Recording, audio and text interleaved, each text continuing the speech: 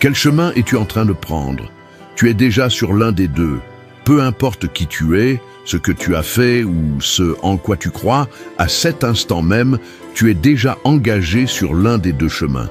Il n'existe pas de neutralité spirituelle. Soit tu marches vers la vie éternelle, soit vers la perdition. Ça semble radical. C'est parce que ça l'est. Jésus n'a jamais laissé de place à un entre-deux.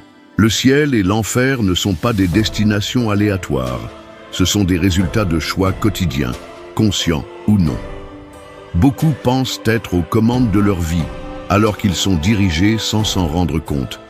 Un simple « je verrai ça plus tard » peut déjà t'éloigner de Dieu. La vérité, c'est que le chemin le plus séduisant n'est pas toujours le bon, et celui qui paraît le plus difficile n'est pas forcément le mauvais. Et pire encore, la route large ne commence jamais avec des panneaux d'avertissement, elle commence avec des promesses attrayantes. Si tu penses pouvoir décider plus tard, peut-être que cette vidéo est le dernier avertissement que Dieu t'envoie. Alors regarde jusqu'au bout, l'enjeu est bien plus grand que tu ne l'imagines. Depuis le commencement, Dieu a confié à l'homme quelque chose qu'aucune autre créature n'a reçu, le pouvoir de choisir. Dans le jardin d'Éden, il a placé l'arbre de vie et celui de la connaissance du bien et du mal. Et il a dit, « Tu n'en mangeras pas » Genèse 2, 17. Mais regarde bien, il n'a pas mis de barrière autour, ni d'ange armé pour surveiller. Cela montre bien que le libre arbitre n'est pas un abandon divin, mais un honneur. Dieu voulait des enfants, pas des pantins. Adam et Ève avaient tout, la communion, la provision, la paix. Mais ils avaient aussi la liberté de dire oui ou non. Et ce choix a déterminé le destin de l'humanité. Le péché est entré par un oui donné à la tromperie. Pourtant, le fait de pouvoir choisir montre combien nous sommes aimés. Le Seigneur a préféré courir le risque de notre ingratitude, plutôt que de nous priver de la dignité de choisir. C'est un amour qui respecte, pas un contrôle déguisé en protection. Aujourd'hui, ce même libre arbitre est entre tes mains. Chaque décision a du poids, chaque action a des conséquences. La vie chrétienne ne se résume pas à obéir à des règles, mais à marcher avec discernement. Comme Josué l'a dit au peuple, « Choisissez aujourd'hui qui vous voulez servir » Josué 24, 15. Mais comment savoir si l'on choisit le bon chemin? Comment discerner quelle route mène à la vie et laquelle conduit à la perdition? Il y a quelque chose que Jésus nous a révélé et qui éclaire cette question. Jésus a été très clair lorsqu'il a parlé des deux chemins. Dans Matthieu 7, 13, 14, il a dit « Entrez par la porte étroite, car large est la porte, spacieux est le chemin qui mène à la perdition, et resserré est le chemin qui mène à la vie, et il y en a peu qui le trouvent. » Autrement dit, peu de gens choisissent le chemin de la vie, car ils demandent des renoncements. Le chemin large, lui, est bondé, acclamé, mais vide de sens. Le problème, c'est que le chemin large paraît inoffensif au départ. Il déborde de liberté, sans exigence, sans confrontation, sans croix. Mais, un peu plus loin, il fait payer le prix fort. Le diable n'est pas pressé, il séduit lentement, adoucit la route et ne révèle le précipice que quand l'âme est affaiblie. En face, le chemin étroit est resserré, mais chaque pas est rempli de la grâce de Dieu. Chaque douleur a un sens, chaque renoncement bâtit l'éternité. La vérité, c'est que personne n'entre au ciel par accident, mais beaucoup glissent vers l'enfer par facilité. Le confort du moment ne doit jamais valoir plus que la récompense éternelle. Le chemin étroit n'est pas populaire, mais il est sûr. Et même s'il est difficile, il offre une précieuse compagnie. Jésus marche aux côtés de ceux qui le choisissent. Mais pourquoi tant de gens se trompent-ils de route? Quelque chose d'invisible agit dans l'ombre. Et c'est ce dont nous devons parler maintenant. La Bible est catégorique. Une guerre est en cours à cet instant même, et ce n'est pas une guerre contre des êtres humains.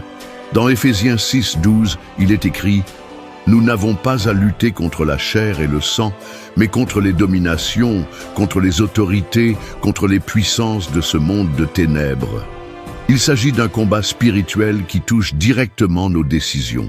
Penser qu'on choisit seul, sans influence, c'est se bercer d'illusions.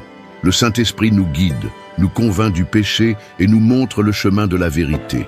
Mais en parallèle, L'ennemi agit avec ruse pour déformer la parole de Dieu. Il sait où frapper, quelles pensées suggérer, quels sentiments alimenter. C'est pourquoi Paul nous exhorte à revêtir toutes les armes de Dieu. Éphésiens 6,13. Car sans discernement spirituel, on finit par appeler le mal bien et à se détourner de la volonté du Père en croyant faire le bon choix. Lorsque tu hésites devant une décision morale, lorsque tu sens une attirance étrange vers ce qui est mauvais, sache que ce n'est pas qu'un trouble psychologique. Bien souvent, ce sont des forces qui cherchent à influencer tes choix. Et le pire, c'est qu'elles savent très bien se camoufler. Tous les pièges ne sont pas évidents. Parfois, ils prennent la forme d'un bon conseil, d'une opportunité ou même d'une bénédiction. Et c'est là que l'arme la plus subtile de l'ennemi entre en jeu. Satan n'est pas stupide, il est stratège. Dans la deuxième lettre aux Corinthiens 11,14, Paul avertit « Satan lui-même se déguise en ange de lumière ». Cela signifie qu'il ne vient pas toujours faire peur, mais plutôt séduire. Tu vois ce raccourci qui semble trop parfait? Cette offre sans effort? Cette relation qui ignore les principes mais paraît irrésistible? C'est souvent ainsi que le mal se présente, séduisant à l'extérieur, destructeur à l'intérieur. Le problème, c'est qu'en l'absence de discernement, le mensonge peut ressembler à un miracle. La personne croit que Dieu lui ouvre une porte, alors que c'est un piège tendu par l'ennemi. C'est pourquoi Jean nous enseigne à éprouver les esprits. Première lettre de Jean 4,1, car tout ce qui brille ne vient pas de Dieu. Le serpent dans le jardin d'Éden a utilisé des mots doux et a même mentionné le nom de Dieu. Mais son but était de tuer, voler et détruire. Jean 10,10. Ce combat ne se gagne pas par la force humaine. Il ne se gagne qu'avec la prière, la parole et une vigilance constante. Le discernement spirituel devient une arme indispensable, car l'ennemi ne fait pas que rugir, il murmure aussi. Et celui qui n'est pas vigilant peut suivre cette voie en croyant faire le bien. Mais au milieu de tant de voix, il y en a une seule qui ne ment jamais, qui ne force jamais et qui appelle toujours avec vérité. Jésus ne crie pas, il appelle. Dans Apocalypse 3,20, il dit « Voici, je me tiens à la porte et je frappe. Si quelqu'un entend ma voix et ouvre la porte, j'entrerai. » Il ne force pas les cœurs, il attend. Dans un monde rempli de cris et de bruit, sa voix est douce, mais irrésistiblement puissante. Quand il dit « Suis-moi », il n'offre pas une religion, mais la vie, pas une routine, mais un but, pas un fardeau, mais une transformation. Le plus beau, c'est qu'il ne fait pas que montrer le chemin. Il l'emprunte avec nous. Contrairement aux faux guides qui disent « Vas-y », Jésus marche à nos côtés. Il nous soutient quand nous trébuchons et nous relève quand nous tombons. Dans Jean 10,27, il déclare « Mes brebis entendent ma voix, je les connais et elles me suivent. » Cet appel n'est pas pour ceux qui se croient dignes, mais pour ceux qui sont prêts à faire confiance et à obéir, même sans tout comprendre. L'invitation est lancée, mais la réponse n'est pas collective, elle est personnelle. Chaque personne, à un moment donné, entend cette voix. Cela peut être à travers une parole, une douleur, un rêve, ou même maintenant, pendant que tu écoutes ceci. Et ce que tu fais de cet appel change tout, car le temps pour décider n'est pas infini. Et la plus grande erreur spirituelle, c'est de croire qu'on a encore beaucoup de temps pour réfléchir. L'illusion du « je verrai ça plus tard » a éloigné beaucoup de la voie du salut. La Bible est claire dans Hébreux 3,15. Aujourd'hui, si vous entendez sa voix, n'endurcissez pas vos cœurs. L'ennemi n'a pas besoin que tu rejettes Jésus. Il lui suffit que tu repousses l'instant. Chaque plus tard est un risque, car nul ne sait s'il y aura un lendemain. L'éternité ne se décide pas plus tard. Elle se construit dès maintenant. Tandis que le monde te distrait, le ciel te regarde. Chaque décision, même minime, te rapproche d'un des deux chemins. Quand tu dis « je n'ai pas le temps pour Dieu », tu es, sans le savoir, en train de dire oui à l'autre côté. Et le plus grave, c'est que ce choix ne se fait pas toujours dans la rébellion. Parfois, c'est par confort, par froideur, par négligence. Et cela peut être tout aussi dangereux. Mais même si ta vie a pris la mauvaise direction, il y a encore de l'espoir. Si tu respires encore, c'est que Dieu te donne encore du temps. Il est en train de te dire « Reviens à moi ». Le ciel n'a pas fermé ses portes. La grâce est encore accessible. Et même celui qui s'est égaré pendant des années peut tout changer par une décision sincère, ici et maintenant. Car Dieu ne renonce jamais, même quand tout le monde t'a abandonné. Dieu n'est pas comme les hommes, prompt à se lasser et à tourner le dos. Il est patient, rempli de compassion, et attend avec amour que le pécheur rentre à la maison.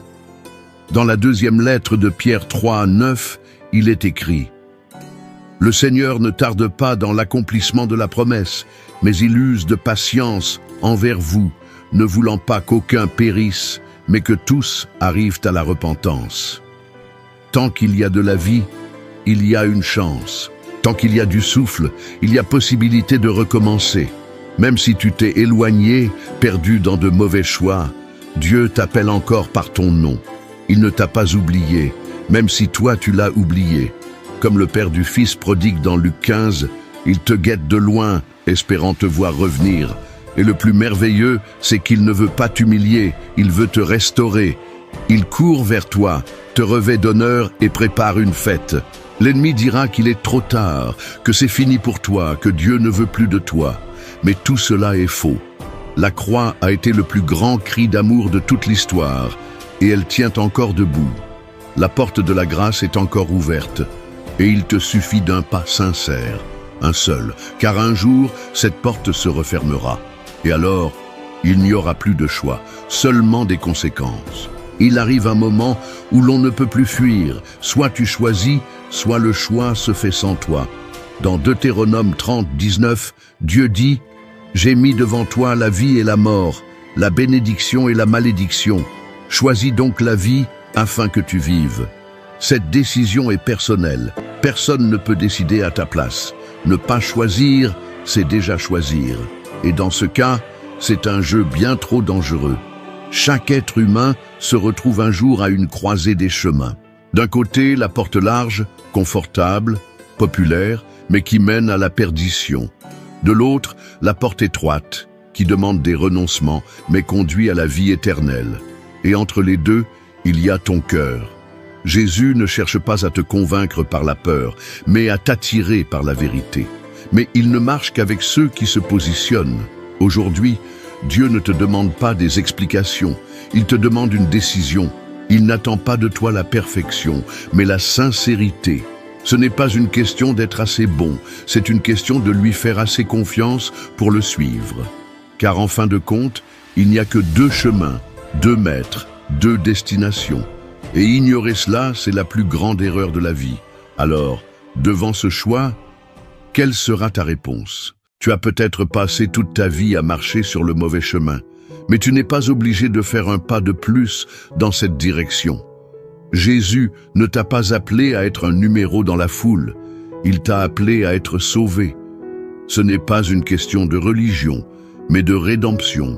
Il ne s'agit pas de porter la culpabilité, mais de vivre la grâce. Si aujourd'hui le Saint-Esprit a touché ton cœur, ne l'endurcis pas. La décision que tu repousses pourrait être celle qui te manquera demain. La croix n'était pas symbolique, elle était réelle. C'était du sang, de la douleur, un choix. Jésus est mort pour toi avant même que tu ne viennes au monde. Et aujourd'hui, il t'appelle à vivre avec lui. Pas seulement au ciel, mais dès maintenant, avec un but, une direction et une paix que le monde ne peut offrir. Celui qui croira et sera baptisé sera sauvé. Marc 16, 16. Mais celui qui refuse cet appel ne pourra pas dire plus tard qu'il ne savait pas. Alors maintenant, si ce message t'a parlé, écris ici en commentaire « Je choisis le chemin de la vie ». Que ce soit le premier pas d'un nouveau départ. Que Dieu te bénisse aujourd'hui et pour toujours. Amen.